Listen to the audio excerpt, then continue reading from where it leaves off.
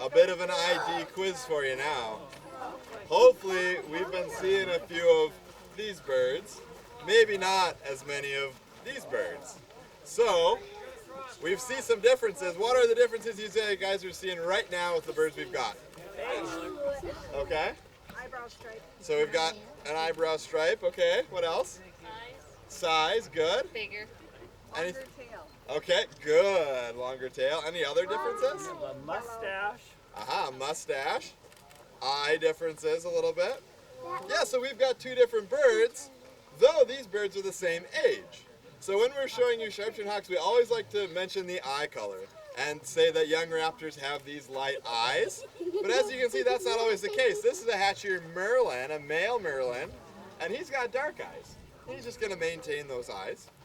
His eyes aren't going to change like our accipiters. But we mentioned some differences in shapes. That's one thing that in flight, John, you've heard him say a few different times today, but one thing that we want to watch. Merlins are falcons, and our sharpshin hawks are accipiters. So we're going to see some differences, especially in our wings. So if we take a look at wing shape, we see some distinct differences.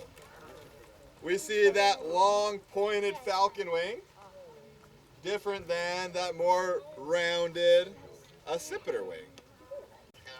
Chiefly that he's got some goo on his bill, and that he's got a little extra little tomial tooth. The falcons all have these little teeth that help them dispatch their prey, where our accipiters are using their feet. That's where they're doing their business, grabbing and squeezing. We like to say that our accipiters massage their prey to death. Good job. Okay, now hold it up, and on the count of 3, let go. Oh. Good job.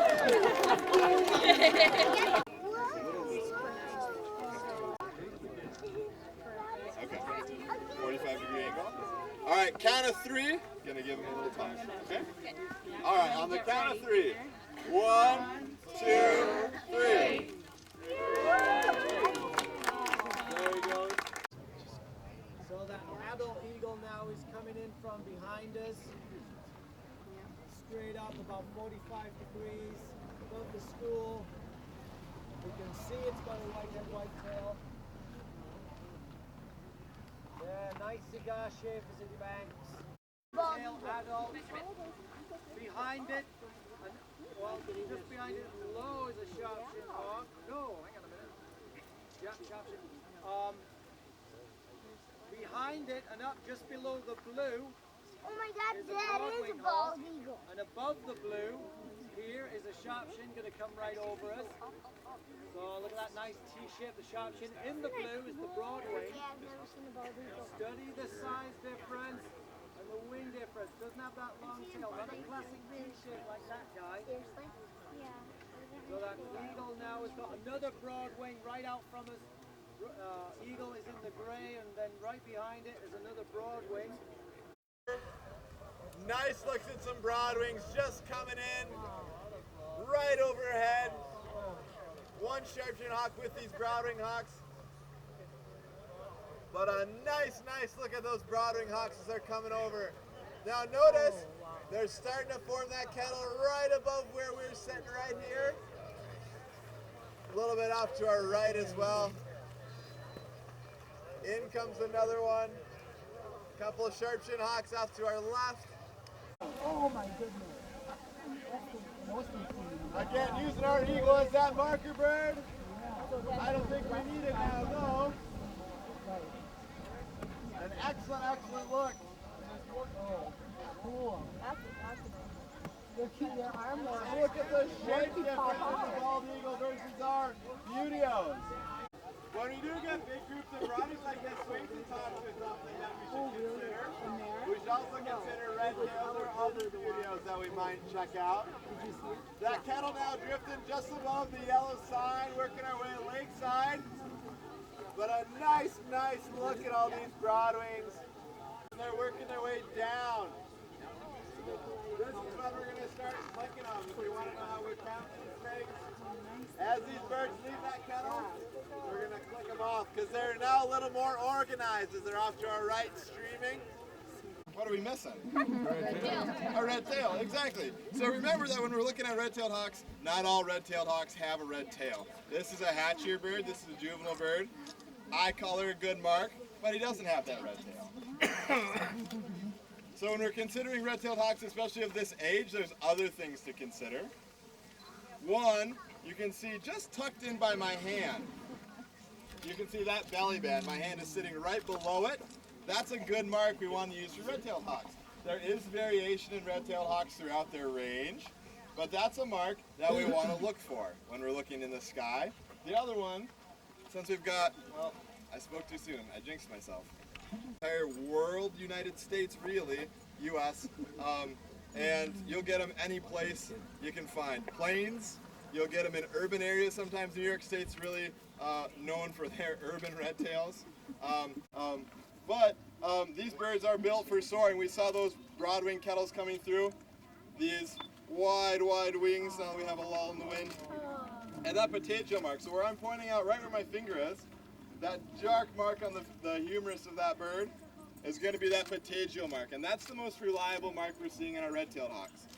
Even if you've got a very pale subspecies like Kreider's red-tailed hawk is the lightest subspecies, they're still going to show that mark. They might not show other marks though. They might not show a belly band.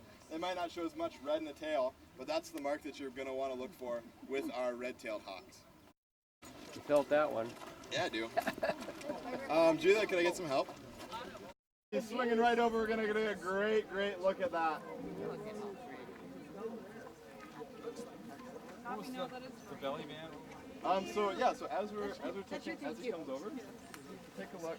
That big dark stripe across. And then you also have something on the top. Patagial stripe.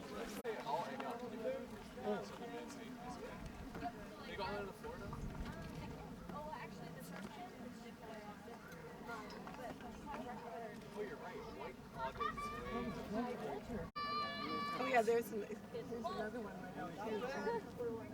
Yeah, so basically, These ones are very flappy. This one right there. He's excited.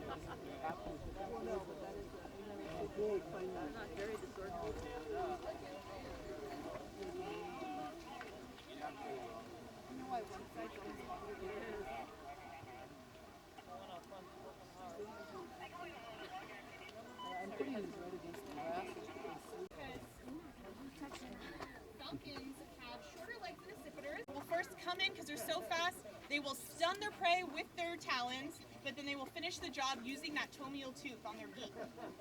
So, okay, so we're going to take a picture.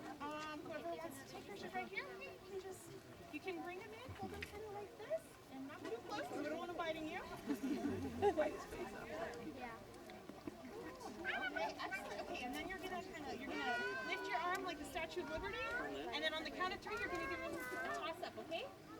1, 2, 3.